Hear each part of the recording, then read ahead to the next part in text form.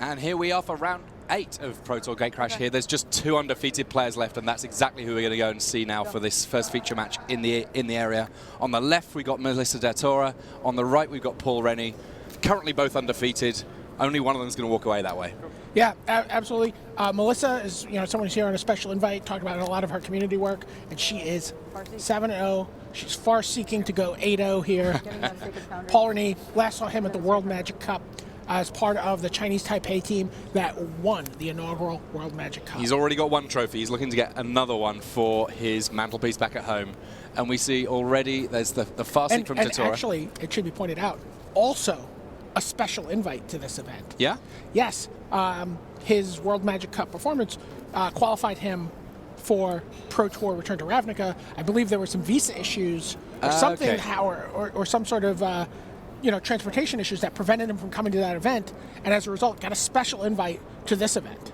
He got bumped across one. Yeah, so basically we have 2 special invites playing here at 7-0. And they're both really making the most of those invites. Yeah. So it looks like DeTora here, I mean, we were speaking about the way the control decks can get a lot of lands into play. DeTora here with Augur Bolas, a great roadblock that's also going to draw her a spell.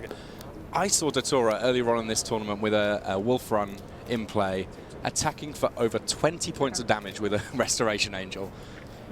These games can go super long. But so let's talk a little bit about what Renie's playing. So he's playing, really he's playing Jund. Yeah, I mean, we've seen it in Modern, but it turns out it works pretty well in Standard. Different cards, same colors. Olivia Voldaren, Vampire Nighthawk, Huntmaster of the Fells, Thragtusk. Yeah, it's like some Planeswalkers, some removal, some hand destruction. There's some really good sort of utility spells in here. I mean, immediately we see Liliana of the Veil. A Victim of Night already killed off that Augur Bolas, so it means that Renie's able to just tick her up, make someone discard a card. I'll draw a card. So they're both, here we go. Looks like a Thragtusk in hand there for Melissa DeTora. Let's get a look at what people are holding on to. The old hand viewer giving us pretty much perfect information, a nice spot to be in. Means that we can see both sides of the decisions rather than just the one. And a Thragtusk there from Melissa. Her life total is going to be good and happy, though. I guess that Paul could probably get rid of that with Liliana. Yep. Oh, sort of. A little bit. Yeah, get rid of the pointy end, but leave a 3/3 behind.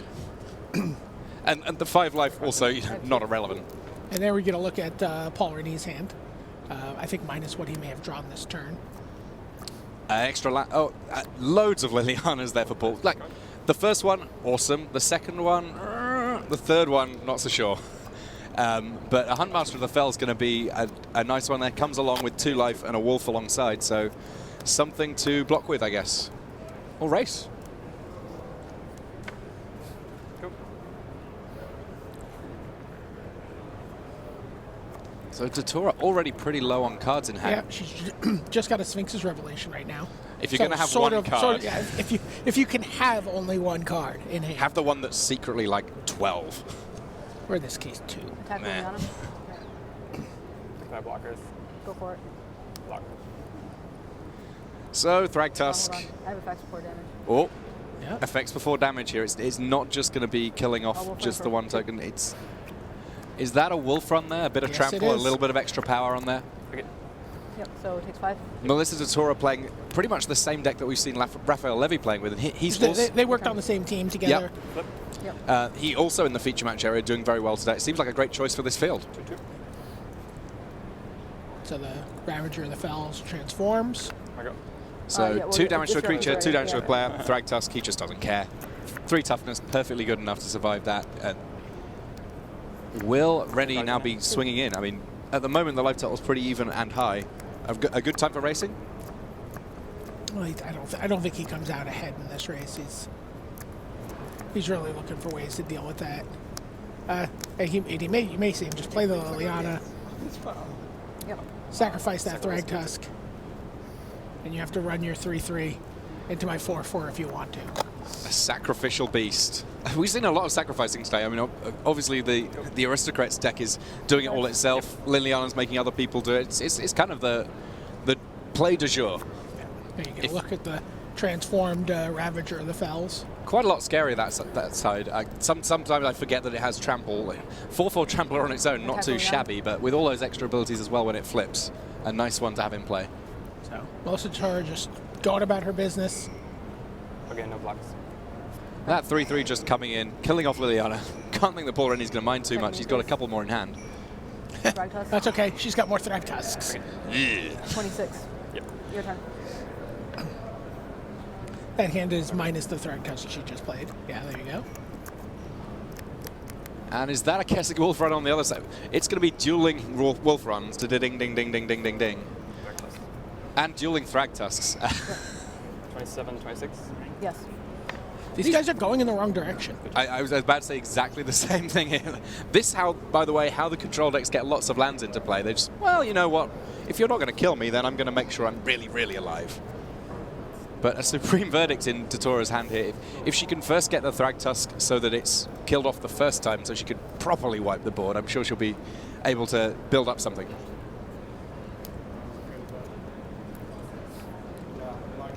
Well, in a game where they're both doing nothing, that where people are start flipping that werewolf back and forth, can be a little frustrating for her. So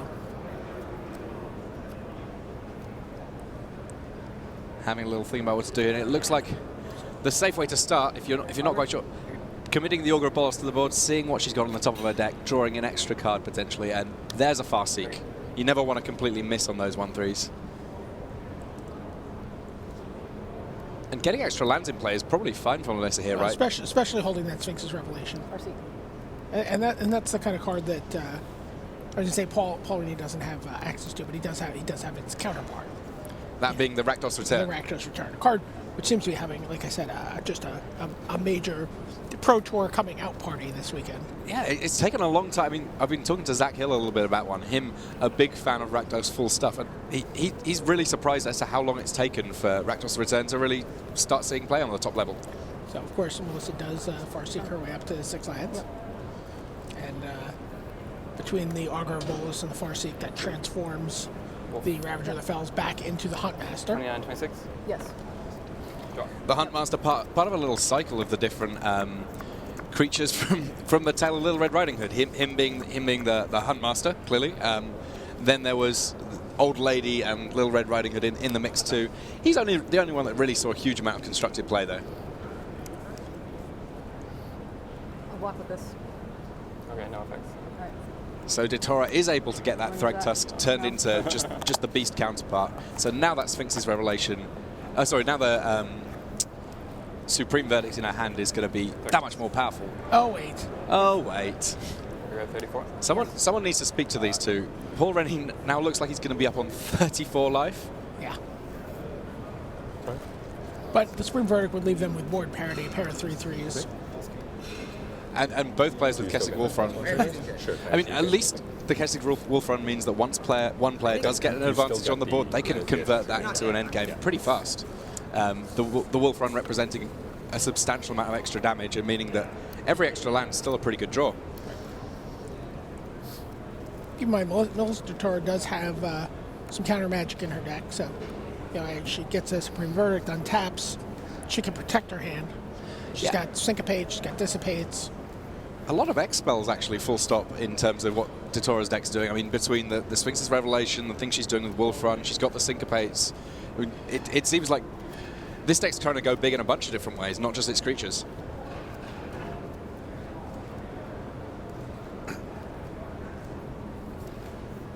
Ready? Yeah. Verdict in. It's Supreme. Get all those creatures off the board. We'll have a 3/3 on either side, and we'll see who wins this race. You hear V laughing in the background as he plays his match. Such a joyful laugh. You know that he's doing something awesome. Every time you hear that laugh, he's not shy about sharing it with the world. Liliana down. Oh, hold on. You have no And cards, going right? straight down to 1 loyalty, forcing that beast token to disappear. And the other one, well, it would go on the top of the deck. It tried to, but tokens can't go on the top of your deck, so that's just removed straight from the game. Yep, that was the Azorius Charm. So Paul Renie is playing, right now he's playing off the top. Sphinx. And Melissa has Restoration Angel and Sphinx's Revelation. So that's a Sphinx's Revelation for 3 extra cards. She's going to go up to 4 cards. We'll see it in the hand viewer really shortly. And not a bad set of draws there. Your turn.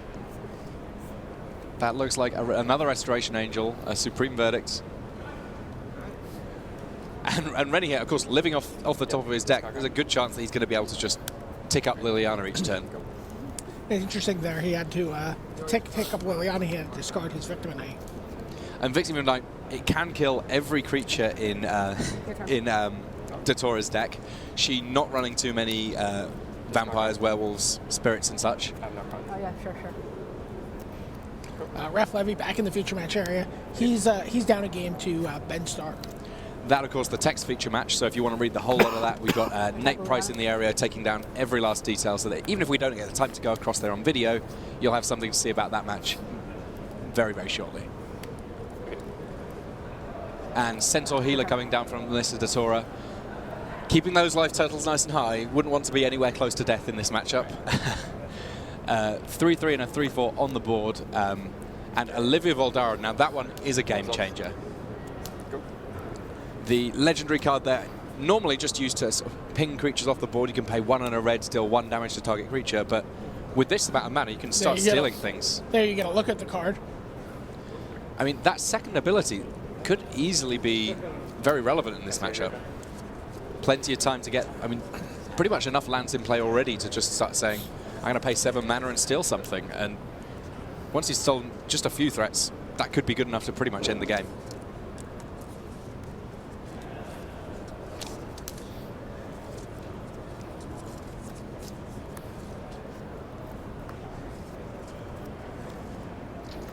Attack.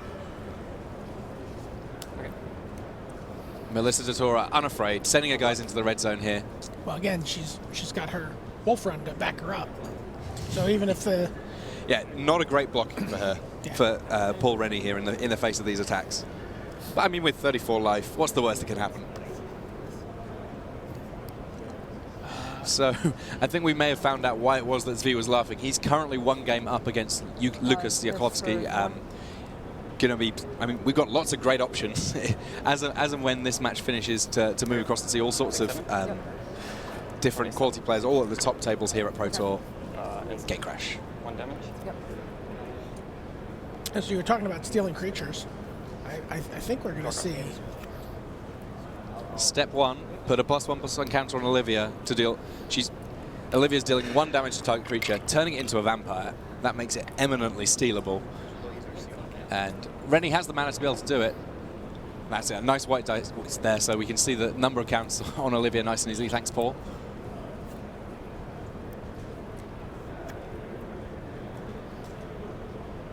And I guess the other thing is that Olivia, it doesn't take very long before she becomes just a massive creature. Gotta be a little scared to attack there after you've already seen Azorius Charm. And there's Azorius, I mean, another Restoration Angel. I guess it can't flicker the Angel, so there's never going to be a set of blocks that come through that are going to... 28? Oh, it would have been horrible if it had gone back to the top of Renie's deck.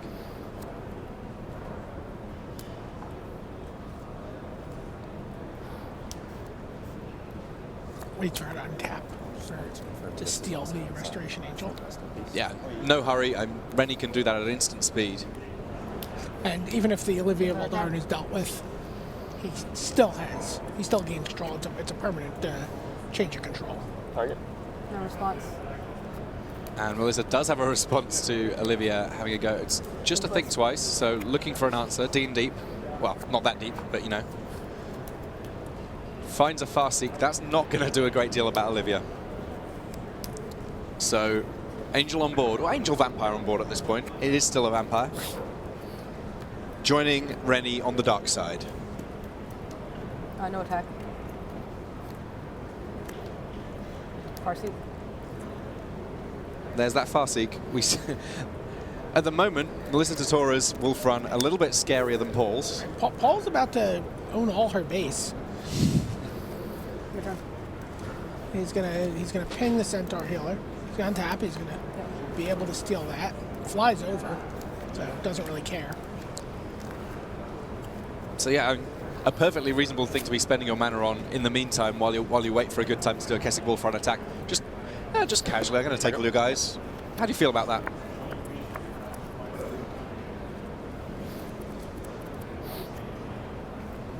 Renie looks at his hand as if he's going to be casting spells, but realistically, he doesn't really need to be.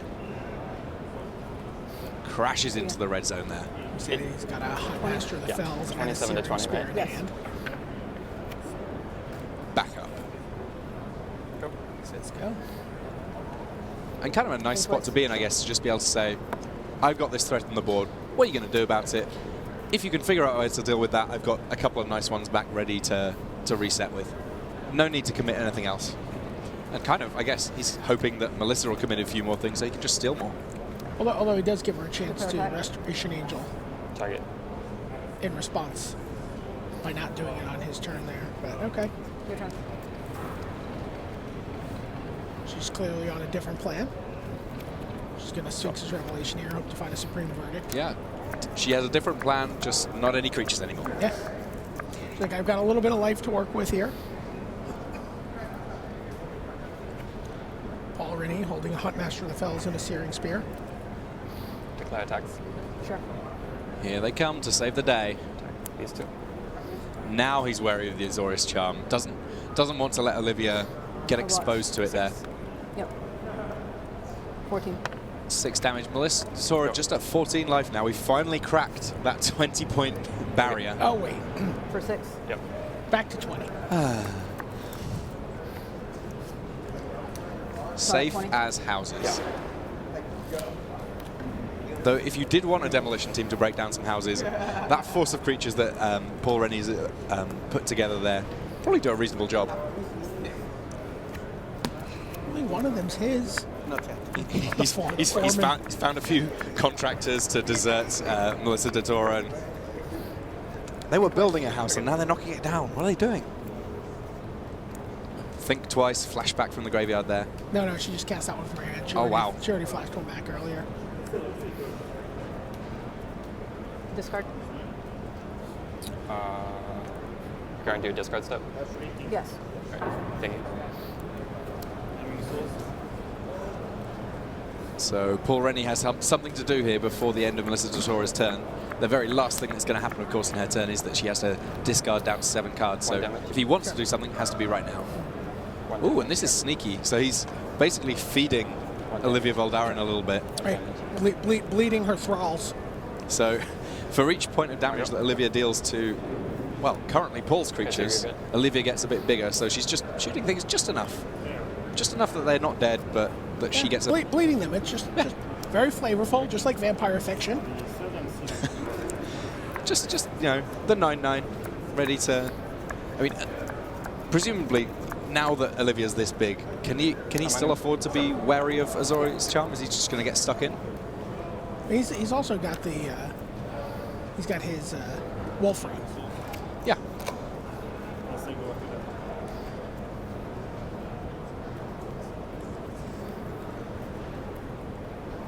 So yeah, he could do one lethal attack here. Declare attacks. Yep. And if you use Wolf Run on a different creature, it does put DeTora to kind of a tricky decision. There you go. She does have the Azorius Charm.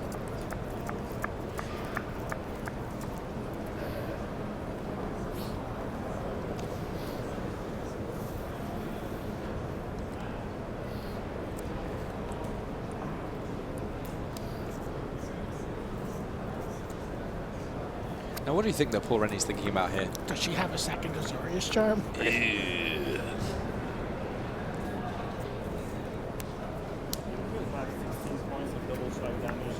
Or does she have a Snapcaster Mage? Oh, yeah, that's. Oh, so. Yeah. Not 16, 8 points of double strike damage. Now, has she got those creatures back now? I Yeah. guess so. You're up to 29. No, I've only killed people with them. Restoration Angel. And Restoration Angel here, Harden this. flickering the Centaur Healer. It's a play that we've seen time and again today, and it's ensuring that Melissa DeTora's life total... Sure. Oh, There's the Searing Spear. Paul Renie been sat on that one for a little while now and got value out of it. And DeTora, now we see her, you know, she's got Olivia off the board, at least for now. DeTora gets a chance to strike back a little bit. Oh, you have no cards, so I'll just. She's got, you know, I will, a handful of stuff here. I guess that's the difference between her aggressive green deck and Renie's, is that she has the opportunity to reload. He's just got a lot of bullets, but 25? just the one gun. Cards in hand. I have 4 now. Your turn. So the entire Air Force currently belonging to Melissa DeTora, along with the Thragtusk, matching up pretty well against the Huntmaster of the Fells. But here's Olivia again, and with 5 mana left over, potentially able to get up to some of the same old tricks. Yeah, my bad, Olivia. Sorry about that.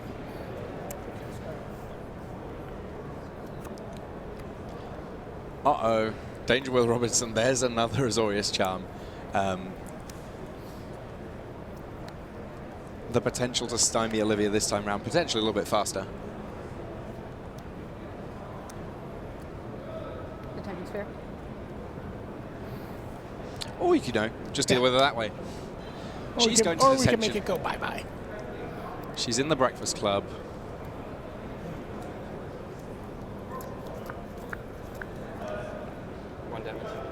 Sure.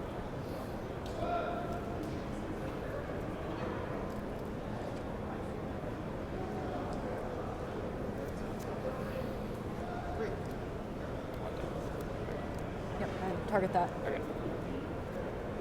So Olivia sat underneath the detention sphere, but on the way out she did get a chance to shoot that Thragtusk a couple of times. Just so maybe it doesn't seem quite as keen to get into the red zone. DeTora doesn't care. No. I mean, 11 points of damage coming through before you worry about that Kessig Wolf run. Is Paul Renie... He's not dead, but it's pretty close.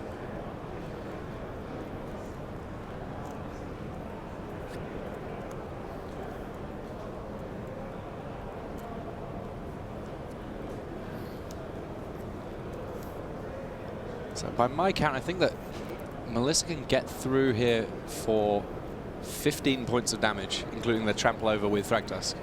That's all but 2. There's always from this. Okay. And then we'll from this for. She has Azorius Charms, and she gets... So take 9, 10, 11, 12, 13, 14, 15. Yep. The same amount of damage, but Yeah. this way... The token is gone. Less potential that way, I guess, for Paul Renie to have, say, an extra point somewhere to be able to finish things off. I mean, that the reason that she wasn't too worried about Olivia having done a few points of damage already.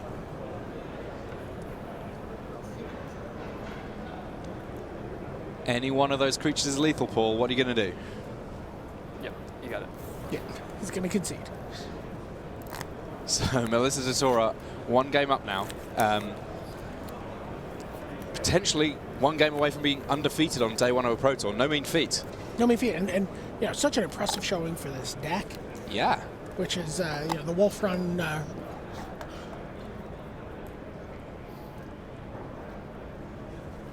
I mean, so 1-0 for Melissa DeTora. my colors, my guild, my shirt. Proclaim your allegiance today by purchasing your guild apparel at mtgmerch.com. Now, I'm quite happy here, wearing my Is It shirt in the booth. I can see that you're Simic, both blue, but not quite the same kind of blue. Yeah, not quite the same, but I was. This is the guild I preferred when I was drafting Return to Ravnica. Oh yeah. So I'm being told I need to take a good close look at Olivia Voldaren and read all her text. That seems like a good choice. Should we do that right now? We should do that right now. Let's take a look at the card that was so pivotal in that game. It should have been under the cannot block, cannot attack. It should have been self-pacified apparently there. So there you look at it. Mythic Rare from Innistrad. It grows larger. She kills and steals other creatures. Impactful sideboard card. So Yuya Watanabe really is the person who's put this card on the map in modern Jund. Yeah. At the Players' Championship. Yeah, and I think the first time that we saw it, Patrick Chapin was playing it at the World Championships in San Francisco. He was Yes. one of the breakout people using Olivia originally. In a Grixis deck. Yes, that's the one. And this, of course, top-down design based on Dracula. So that one, an aristocratic superhuman vampire. I think it'd be fair to say the same sort of thing here for Olivia. Oh, yeah. I mean, and there's certainly a charisma about the card. When it hits the table, you're like, oh, no. Yes. I mean, legendary. I mean, even if it wasn't written on the card, you kind of know that this was always going to be a legend. Yeah. Yeah. No, it's gain control of target vampire for as long as you control Olivia Voldaren. She is the boss of all the vampires. When she clicks her fingers, the vampires come running. Right. It's kind of like the Hammer films, when they would kill the vampire, and then everyone would just kind of turn to dust or return to their normal state. The Hammer films were very inconsistent for me as a kid. I was very upset with them. I wanted one resolution to what happened to vampires. I wanted them to either turn to dust or return to their original mindset. Yeah, like, how are you meant to know how you're going to deal with a vampire when you've got such inconsistent filmmaking? Yeah. So let's get you a couple of, get you around the tables to talk about some of the other matches. Ben Stark is playing Raphael Levy, and they are tied at 1 game apiece. Zvi Moshowitz, last time we heard, was up 1 game on Lucas Jaklowski. And how about, is Bram Snetvanger's our other match in the area? Yeah, playing, I don't know where that deck list went, but he's playing against Jeremy Ross Latour. And I believe Ross Latour was up a game. Snetfangers was up a game against Jeremy Ross Latour. There we go. Great to see Bram at the Pro Tour again, the Hall of Famer. Sometimes he tries to split his time a bit. Sometimes he's judging at various Apparently events. He was judging at Grand Prix London last week. He was, yeah. I mean, it's one way to find out an awful lot about all the cards in the format prior to the Pro Tour. And, he's in the feature match area now. He's doing pretty well for himself. Yeah, no, I mean, he's someone. I mean, he has every year or two. You see him make a deep run, make a top 8, Worlds, etc. So I mean, he certainly still has what it takes to go in there and tussle. He's been around the block, and you really can't bet against any of the Hall of Famers. They're there for a reason, after all. I don't know how to tell you this, Tim, but you had better not be wagering on anyone. That's a very good point. You're going to get in a lot of trouble. So here we see we're going to, of course, pick this up in Game 2 between Paul Renie, the World Magic Cup champion, with Team Chinese Taipei, against Melissa DeTora. 2 players who got here via the special invite. Melissa for her community involvement, Paul due to, I guess, some complications with getting to Pro Tour Return to Ravnica, and a deferment, if you will, of an invitation. So, of course, winning the World Magic Cup, meaning that getting the invite initially, and then if you've got an invite, and if things completely outside the control of any reasonable travel plans, then in this case, he does get the extra invite, and now just in a great spot to potentially finish day 1 undefeated. It's not something that, especially once you get deep into day 2, X and O is a rarefied position to be in. Sure. Although, again, you always say if you had this opportunity at the start of the tournament, so it's like, look, you're going to go 7-1. Is that okay with you? Snap call. Take it. Right. You can't go 8-0, but I will give you 7-1. Deal. Yeah, exactly. So. Speaking to a friend of mine from GP London, he started the tournament with 0 buys, finished the tournament top 16, Tom Reeve, and at the start. I know Tom. Yeah. From Twitter and whatnot. Great player, and he's very much sort of, if at the start of the weekend you'd told me that I could get there, I would absolutely take it. A little disappointed just how his tournament finished. So players are looking at their opening hands. Looks like Paul says he's going to mulligan. Good chance to certainly get a look at what it was. Melissa is keeping her cards. Did see one card in that hand that's kind of interesting. One that's come in from the sideboard, I would guess, and that was Slaughter Games. Yeah, well, we saw Slaughter Games. We saw the match between Conley and Guillaume Wafatapa, and Slaughter Games on Sphinx's Revelation takes a lot of the fuel out of that fire. It is a big deal. It's really like just such an important part of what drives that deck forward, right? The deck's like, all right, we're gonna do this, we're gonna do this, we're gonna do this, and then I'm gonna pop a can of energy drink, and then we're gonna do this, and we're gonna do this, and we're gonna do this, and really that's what gets it in its sprints. It's like, okay, we're doing all this. We're gonna clean up the board. We're gonna draw a bunch of cards. We're gonna spot removal. I'm like Kevin. And if you take that away from them, it really does change the way the games play out. Because it's a very fundamental part of the plan of the Bant deck. It's saying, I'm going to do a bunch of stuff and reload, and not being able to reload, that's a huge deal. Yeah. But 3 copies of Slaughter Games, a very real chance that it'll be able to come down in time to be able to deal with that Sphinx's Revelation, because you don't want to be casting a Revelation for 1 or 2, really. I mean, you'll do it if you have to, but... sure, but... right. That's good. And looking at Melissa's sideboard, it's quite possible. We've seen enough matchups between these kind of decks that Witchbane Orb makes an appearance here. A really nice one, that actually, in the kind of playing against control. I don't like the idea of you forcing me to discard a bunch of cards with Rakdos Return. Even just, I don't want to know. I want to know that I'm safe from burn to the head. Yeah, safe from burn, safe from Rakdos Return, safe from Slaughter Games. Yeah. Seems like a swell card. And because, I mean, they both cost the same amount. Whichever one comes down first. I mean, if you get that Witchbane Orb down, how many ways are there that Renie can deal with that?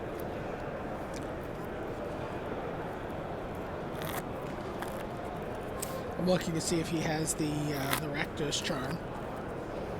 He doesn't. Not many ways. No. Abrupt Decay, no, that doesn't do it. Dreadboard, no. And so he has Duress. He can sort of preemptively deal with it. Sure. I'm also assuming that he's brought in Duress, but he is mullining himself into Oblivion here. Not the way that you want your day to finish. I mean, regardless of your record at the Pro Tour.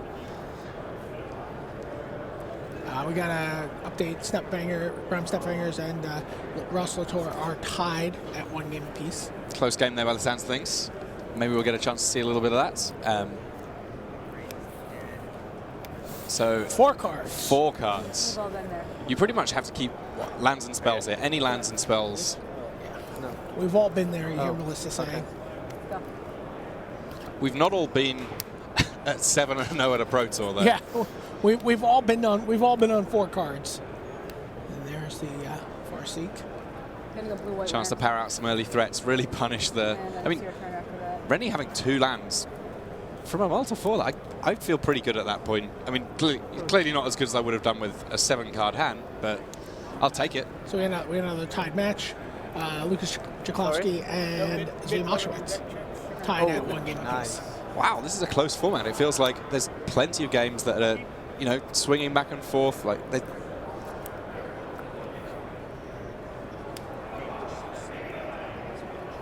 Go. So the Kessig Wolf run on both sides of the board now, but no creatures to play with it. Oh. Yep. If you can have 1 creature, Hey, this is a fine. you might as well have 2. As fine a multi-4 as I think he could hope for. Yeah. First threat on the board, and it's kind of 2 threats, a little bit of extra life, 2/2 on top.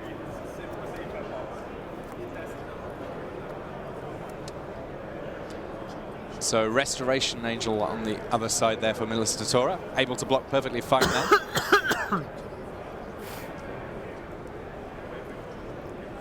You got lucky. Okay. And another Farseek there from Melissa DeTora. So she's accelerating really nicely here. So Hallowed Fountain into play tap there. Obviously, one of the nice things with Farseek is that you can fetch pretty much whatever land you want as long as it's not a forest. But Not exclusively a forest. Sure. So effectively, in Melissa's deck, you can fetch any land. And then it coming into play tapped, not a big deal because a lot of her lands pretty much are going to come into play tapped anyway if she wants them to. Farseek keeps the Huntmaster from getting a little hairy.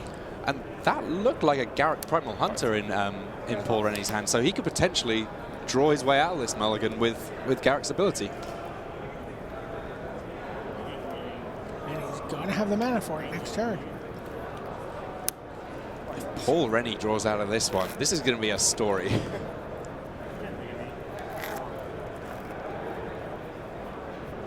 We were saying. I mean, when the thing is, when the games are going to go long, when you're not going to be under this tremendous amount of pressure, the top of your deck is, at a Pro Tour in round 8 where you're 7-0, your deck is filled with good cards. Sure. And, you're gonna find ways to get out of stuff like this. You're gonna have those opportunities, and just because you keep 7, and sometimes it's a bunch of far seeks and whatever. And, we're looking at her hand. It's obviously quite good. Huntmaster flipping into Ravager here, so that's 2 points of damage to the Angel, 2 points of damage to Melissa. And a much better threat to potentially draw cards off with Garrick Primal Hunter. Yeah, that is Garrick Primal Hunter. He's also got an Olivia. Smashing into the red zone. Pull the No trigger blocks. now. Yeah, I'm at 12. So Melissa DeTora there, I think, going to 12? Yep. Take that position. Attack. Trying to decide between his Huntmaster and his Olivia. Goes with the Huntmaster. You're at 21? Plenty of creatures on the board. It's a nice spot to be in. Draw 4. And Melissa's 12 life, not really 12 at all. She's got the Sphinx's Revelation to draw. That looks like 4 cards. Back up to 20. She's like, even if you draw out of this, it'll still be like you mulliganed. We're going to start the game. We're both going to have 12 cards in hand with all this extra card drawing.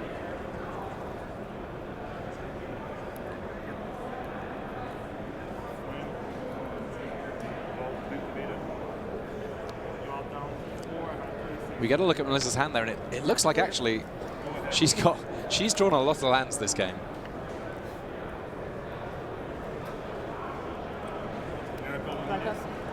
There's Thragtusk, best friends with the Restoration Angel, but they came into play in the wrong order, so she's going to have to content herself with just the one to go at 5 life, and then a beast as and when that Thragtusk dies.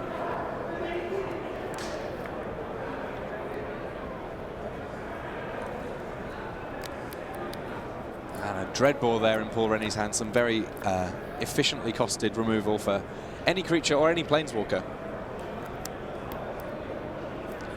But we might have to wait a little bit to see that one cast, because is it Planeswalker time, do we think?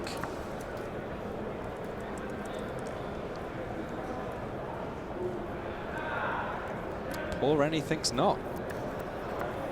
Dreadbore that Thragtusk. Doesn't want her to untap. And by the way, you see a really interesting sideboard card in Melissa DeTora's hand at the top of her. That's Gisela, Blade of Goldenite. That is a massive threat from Melissa DeTora's deck. And how does that one work with Kessig Wolfram?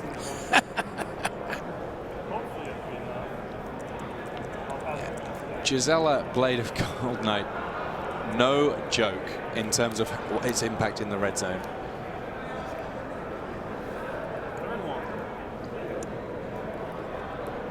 Looks like we're going to get a We're look. going to get a look at that one in play. Let's see what Paul Renie has to say about that one. Maybe he was a little bit preemptive with his Dreadbore there. Gisela.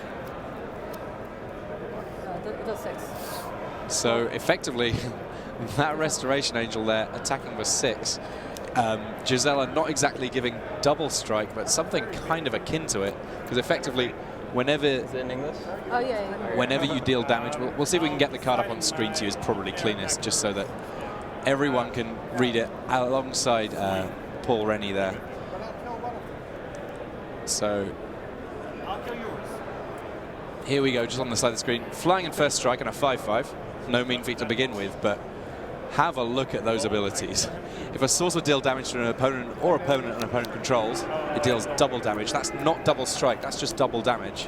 And then, if a source will deal damage to you or a opponent you control, it deals half that damage. So damage does not work as well for Paul as it does for Melissa. He qualified for day 2.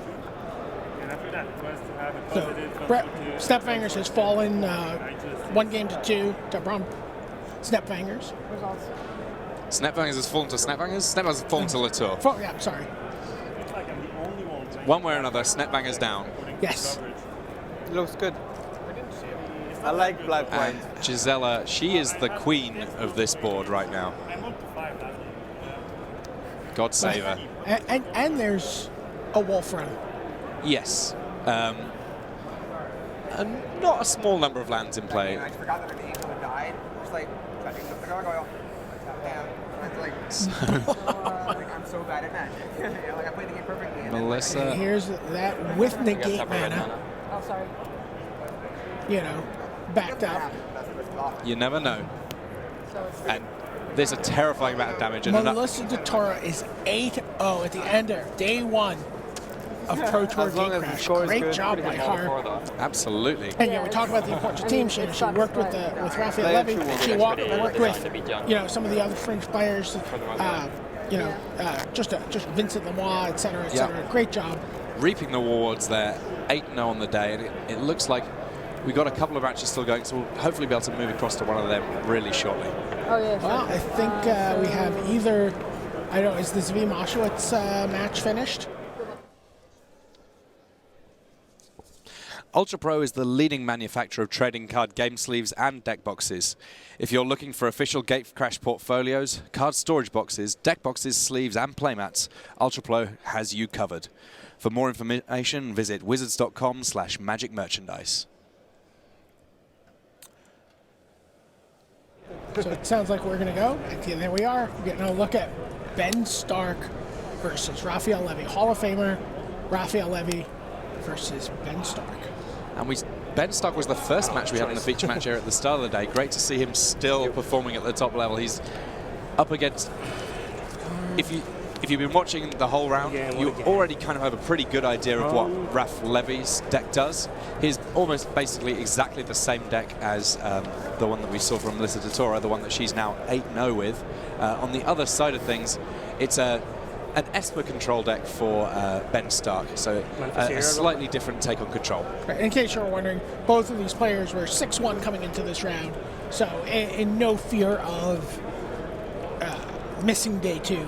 They'll be drafting tomorrow morning. Yeah. And it looks like Stark, he doesn't necessarily have to get into the red zone to win this game. He's already got...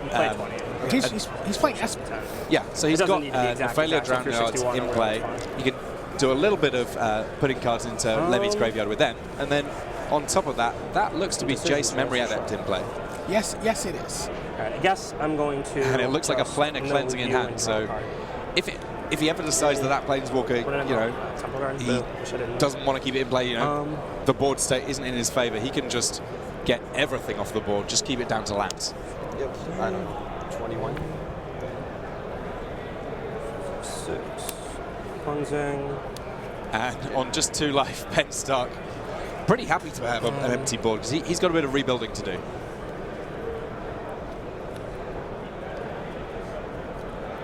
This match at 1-1, so 2 points of life left for Ben Stark in this match in total. And here's why he wasn't too worried to lose that Jace. He's got another one and he's immediately drawing an extra card with it, ticking up the loyalty a bit, making sure he keeps getting those lands into play. Lands so important for these control decks. Creatures control flying, first strike, visitor strike, haste, protection from black, and there from you go, red. look at Jace. Interesting. And a Chroma's Memorial on the other side of the board for Raph Levy. All of a sudden, his creatures are Flying, first strike. absolute monsters. Vigilance, trample, haste from pro black and red. So it's gonna have to be a nice one to be bigger than Trample, this. haste, And pro I'm at black, 2. pro I red. guess. Yeah. I will now a little, I even think I'm missing a few. little chroma-y. And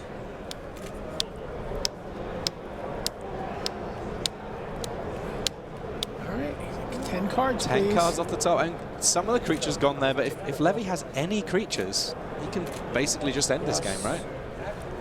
And Well, let's take a look and see what's going on in Ben Stark's hand and see if we So that. he's on 2 life, but he's I not lose really something, on 2 life here, is he? That Sphinx's Revelation potentially represents 11 cards and a billion life. Sphinx Revelation. Yeah. Let's see exactly how many that is. Ralph Levy taps his mana, and when he does, Ben's like, "Oh, I want to take advantage of this opportunity to just tap all my lands and really tax the guy who's typing in our hands." Yeah, a little bit of a challenge here. Draw 10, gate 10. You can draw your I think what's probably going to happen here is Come on, double spectre. there may well not be space on the side of the screen for all of these cards. So we'll try and give you the edited highlights, and then when he has to discard back down to 7, we'll have a really good view at his hand. I think Raph is on quadruple striking Gisela here. Yowza. How does that even happen? Well, oh yeah. Oh, like a Boros Charm on Gisela? Maybe. I want to do that in Constructed. You have a million cards. I had enough fun. Well, he gained 10. I mean, actually, just a Gisela here would do it with. With the wall front, Gisela does many things. We already found out in this feature match round this round. Yo. So you're at 20. What are you at? I like how Levy's creatures come straight into the red zone now. Yeah. There's none of this shilly-shallying about just casting it. Did you say shilly-shally? I'm English, I do these things. You guys make words up and then you say it's just English. If it was good enough for Shakespeare, Oh, you're attacking. then I'm happy to run it. I didn't realize you attacked because of the vigilance. Attack, man. Okay, you attacked. My bad.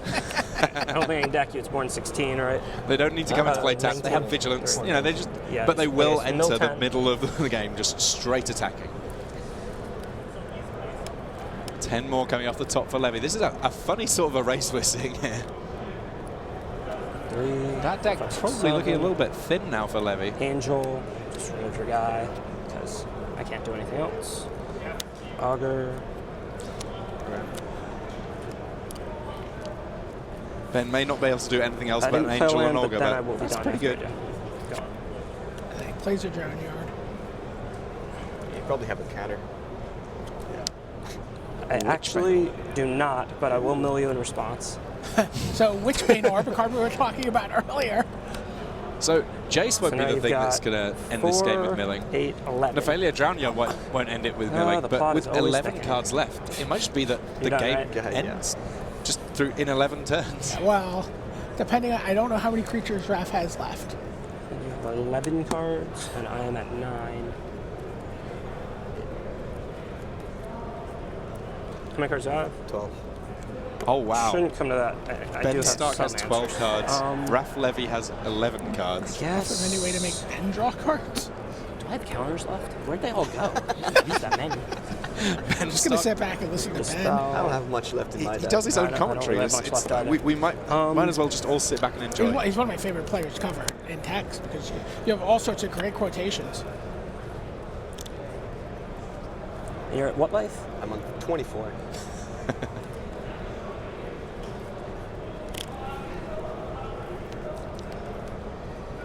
I guess I'll attack you for 6. 19. It's for 6. You're at 18. Oh, what? Okay, 19. Yeah. 6, 7. Just play another angel. You. And I will pass the turn. Just checking what I have left. Oh. It's the last fatty that gets you. Okay. I'm going to pass the turn. On your turn, I'm going to Sphinx for 5. Okay. So I'm going to go to 14. And then you can continue. That's not a good card. Okay, I'll play it. I'll Farsi. Okay. They're both trying to outdraw cards in their deck one way or another. Raph's not going to die to decking in this game.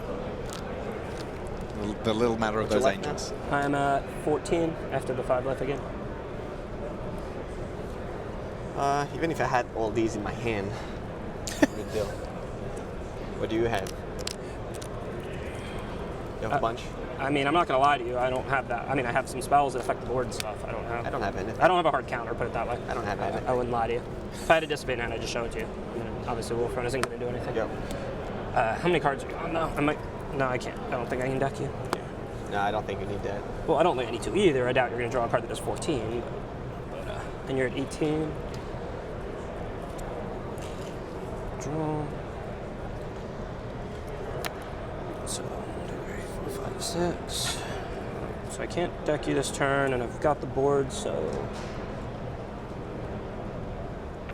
All right. Pay for 11. Yep. So you're at 7. 1, 2, 3, 4, 5, 6, 7, 8. A discard. That. Go. Yep. No. Counter.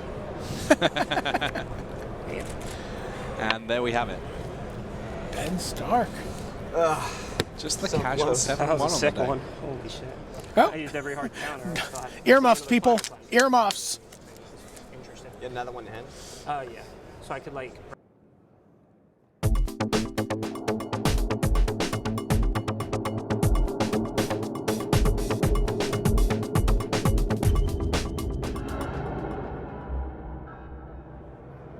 Hi, welcome to the Tournament Center. I'm Zach Hill, along with Melissa DeTora. Melissa quietly sitting at the top of the standings at 8-0 right now.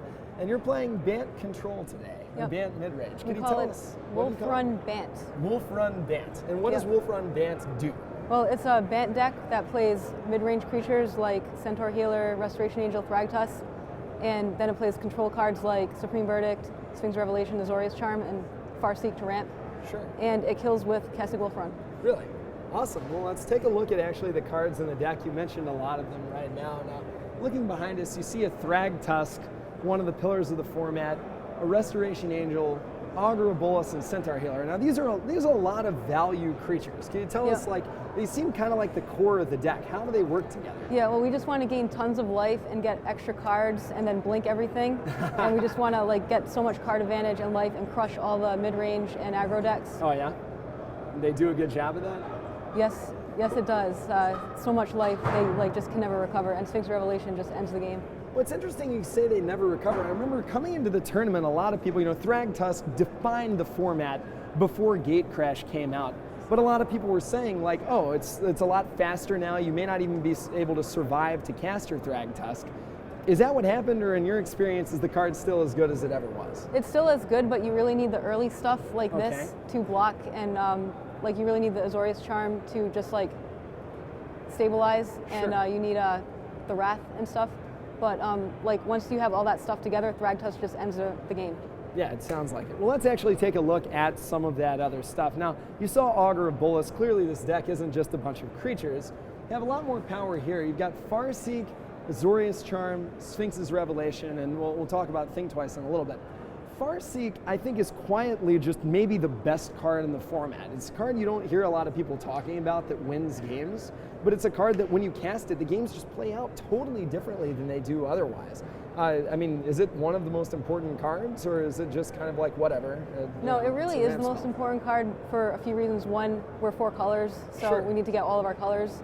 And 2, like if you're on the play, you're a turn faster, and if you're on the draw, you're like the same as them. So it's really important to have Farseek. Cool.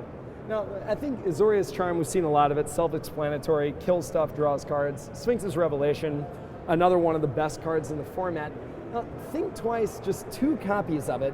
It's sort Yeah. of weird if you're just reading a deck list, like to Think Twice. Okay, what does it do? It's kind of slow, it's kind of ponderous, but you see a couple of copies in a lot of decks. Why is Think Twice important to the deck? Well, we don't really have enough stuff to do on turn 2, so yeah? that's why we have 2 Think Twice.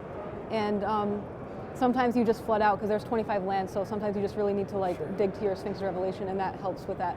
Totally. And also, I guess, just allows you to get away with a 25 land mana base because, you can just cantrip early in the game and draw into Yep. some lands. Now, we've also got, in addition to the core cards, kind of just a lot of value spells, it seems like, to keep you alive. You've got 3 copies of Supreme Verdict. Now, I was looking at your deck. Your deck with 14 creatures, not Yep. necessarily intuitive that you're going to play a symmetrical Wrath effect. Why do you play 3 Supreme Verdicts? Well, you really can't beat the very fast aggro decks like Gruul without it. Oh, yeah? And a lot of times you just like Farseek set up and they play stuff and then you Supreme Verdict, then you cast your stuff. So you can, like if you have it in your hand, you can play it like, to benefit you. Cool. And I'm looking at this mix of counter spells. I know a lot of people, once Cavern of Souls was printed, started being in a lot of decks. It was the centerpiece of like some zombie decks and stuff. People sort of shied away from counter spells a little bit. Yeah. You've got 2 copies of Dissipate and 1 copy of Syncopate. A, why do you think counters are good now? And B, why this mix? I was kind of worried about like Liliana and Rakdos Return. Oh yeah? And like Esper in general, so I really wanted a way to at least have a shot against Esper. Sure. And for this, I just wanted a 2-mana one, and Right. like no one sees this coming ever, so it was pretty good.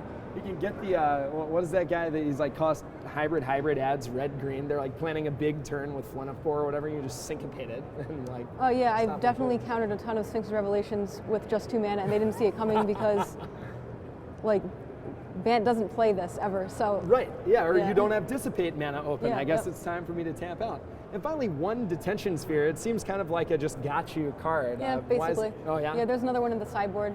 Yeah, I wanted to play like 2 total, so I just had 1 main, and because it Right, fits, it's got to so be somewhere in You there, need something, 75. some spot removal, some way to deal with like a Planeswalker or Forest Reckoner or whatever. Totally. Now, all the cards we've looked at are actually blue cards, white cards, or green cards.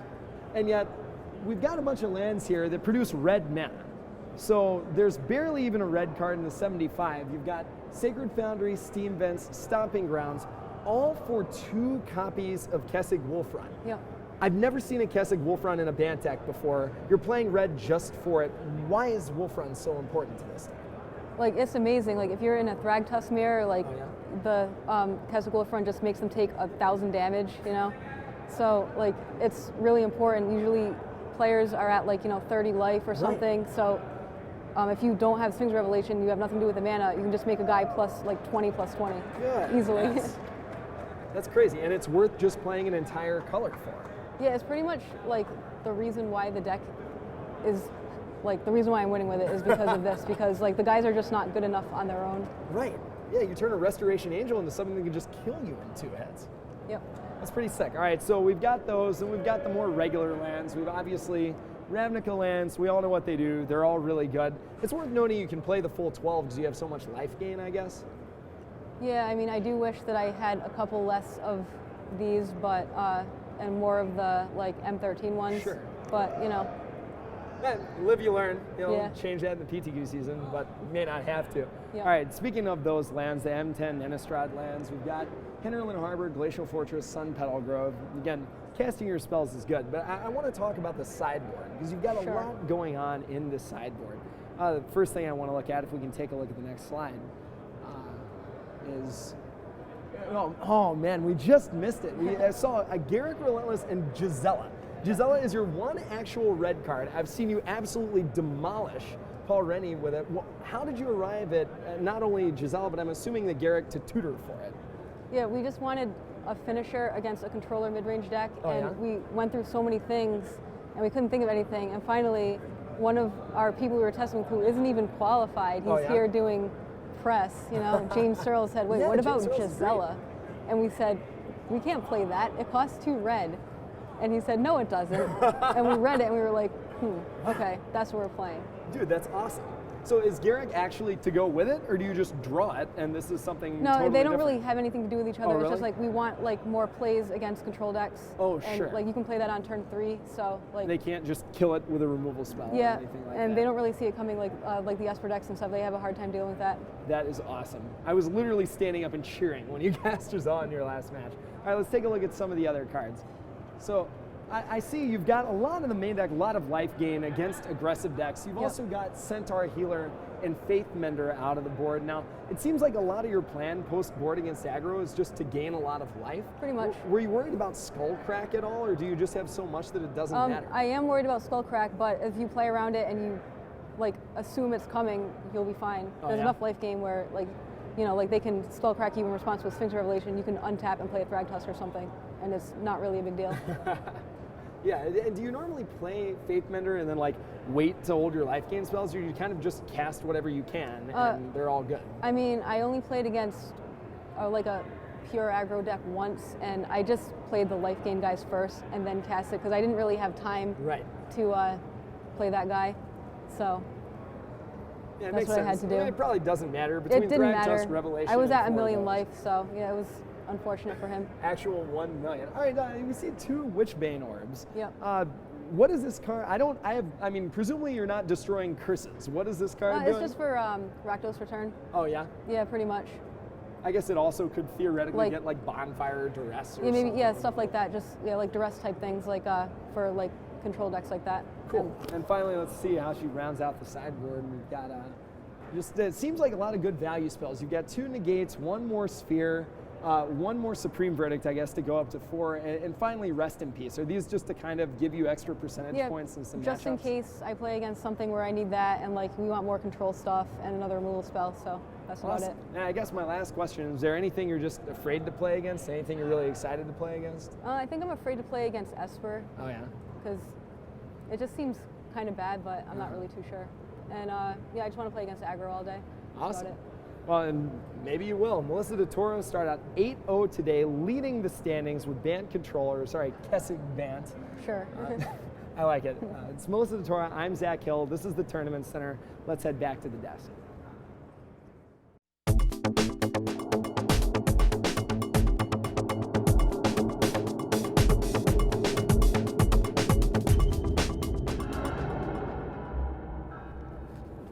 Hello everyone, welcome to the end of day wrap, day 1 Pro Tour Gatecrash here in Montreal. Rich Hagan, Brian David, Marshall with you. BDM, what you got? Anything happened today worth telling people about? You know what? We saw Gristlebrand, we saw Gisela, we saw Sphinx's Revelations, we saw Ash Zealots. Saw Boris Reckoners. We saw a lot of Boris Reckoners. You didn't see a lot of Boris Reckoners as the day progressed.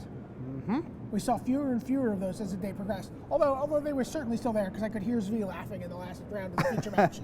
Sure. All right, so let me tell you where we stand at the end of 8 rounds with 8 still to go. We began with 3 rounds of Gatecrash draft, then 5 rounds of standard. At the end of all that, 1 player stands alone at 8-0. It's Melissa DeTora of the United States. Terrific. Absolutely amazing. She worked with the French team that's headlined by Raphael Levy, the Pro Tour Hall of Famer, a number of other French players who've had a lot of success on the Grand Prix circuit of late. Also on that team, Vincent Lemoyne, also on that team. They came up with a deck, which I've been calling Wolf Run Rant.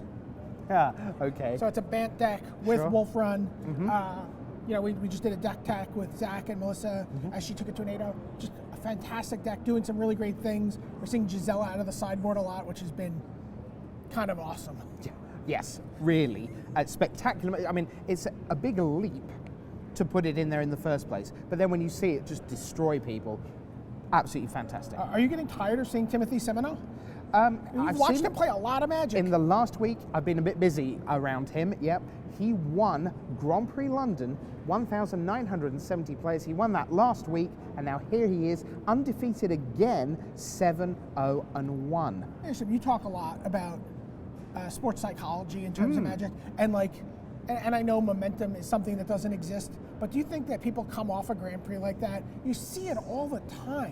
We saw it with Richard Bland. Yeah. We've seen it with, a number of players. He was second at the GP the week before he was second propelled, at Worlds. Last Stanislav Sivka coming off of San Jose in a strong finish going into, Pro Tour return to Ravnica. It's kind of interesting. I mean, you feel good about the way you're playing Magic. You feel excited. You feel connected to the game. I mean, even if you don't think of it in terms of momentum, you can think of it in terms of, I must be playing well. Why would I not continue to play well? There's no reason to jog myself out of that. Going in with stance. a positive mindset. Completely. Yeah. Amongst the 7-1s, just select highlights for you. Paul Renie of Taiwan, Eric Froelich, part of Channel Fireball, Isaac Egan of Australia, Ben Stark, potentially en route to a Hall of Fame career for him as he once again comes right near the top of the standings. I've got to take a moment for Don van Ravenswalsh. From the Netherlands. Via Australia, where he's doing his postdoctorate work and then gone on to take a job. PTQ Melbourne. Then he won a PTQ. This is someone who, dozen years ago or so, is playing Magic with a very young Julian Naughton and Vessel Omens in Amsterdam. These are the people he kind of grew up playing Magic with, went away from the game, went to school, went to Australia. He's like, you know what? I'd like to go play in a PTQ. Well, who wouldn't? I know a thing or two about playing this Magic. Yep. And here he is, sits down at a draft table with just all-stars all around him. And, we're like, oh, wouldn't want to be that guy. Yeah. Right? You know, But we really joked- would, it turned I out. know, yeah, you really would. I mean, he's 7-1. This is it's just a fantastic story. At his first Pro Tour. I mean, it's really, it's got to be for you guys at home watching this. It's got to be something of an inspiration. That it's not like you just go to these events and then you just get beaten up. You know what I mean? Like sometimes if you work hard and you prepare and you have the right read, you do well at these things. You do. Someone else who did very well, the last of the 7-1s currently, but that's just on tie breaks, doesn't mean a lot right now. Jerry T. Jerry Thompson, he joined the Channel Fireball squad for this event. Tremendous 7-1. And someone I wrote about in my column this week, as he's the player in this tournament with the most pro points without a Pro Tour top 8. Could change tomorrow. And I feel like that's partially because of, in the past, he's always been the best player on his playtest team. And where Jerry really shines is when he can look at a format and make adjustments to decks or pick a deck based on what the metagame looks like. And he doesn't have to be the guy blazing the trail with the deck in this group. Right. He's got, Brian Kibler on his team. He's got Luis Scott Vargas on his team, and he's got Shuei Nakamura. So he gets to look at their decks and tune it. And, the results are encouraging. You're going to need to look at all the standings because there are so many great players at 6-2. But let's pick out a couple each. My first one, I'm going to go with, well, how about Joe Larson of Sweden? 6-0, falling to 6-2. Hasn't played a lot this year. He is a Platinum Pro, however, and it wouldn't surprise me at all to see if, partly on the back of all the testing with the likes of Dennis Rashid and Kenny Oberg and all the guys in the band from Sweden, if he put in a big finish tomorrow. Give me one from the 6-2s. How about, following up on my mention of Jerry Thompson, I'll go to the second player on that list. All right. Owen Turtenwald. Wow. Sure. Owen Turtenwald, with over 180 lifetime pro points. He's got a Player of the Year trophy. He's got countless Grand Prix top 8s. He does not have a Pro Tour top 8. And he's 6-2. And in great shape. Worked with the Star City Black team for this event. Or just Star City as they are this time. Sure. Okay. I'm going to still call them Star City Black. I can't help it. I am going to give you someone who I think is very scary that he's still in the running. He was 3-2, if memory serves, back in the afternoon. I kind of lost track of him, because you don't wade through all the 4-2s. You're busy looking at the 5-1s and 6-0s. He's finished 6-2.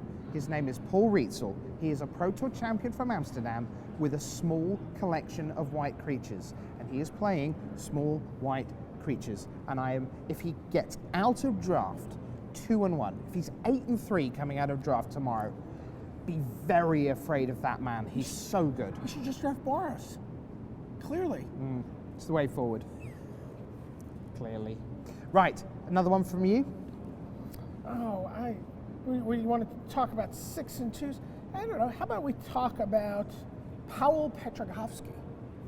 Oh, that's an interesting one. Story, A Tale of Two Brothers. Yes. They were close to dominating the event. There was a point they were both at 5-1. And in a sense, the back end of Standard found them out a little, and I think they'll be a little bit disappointed overnight. Sure, but his brother, someone who has gone undefeated.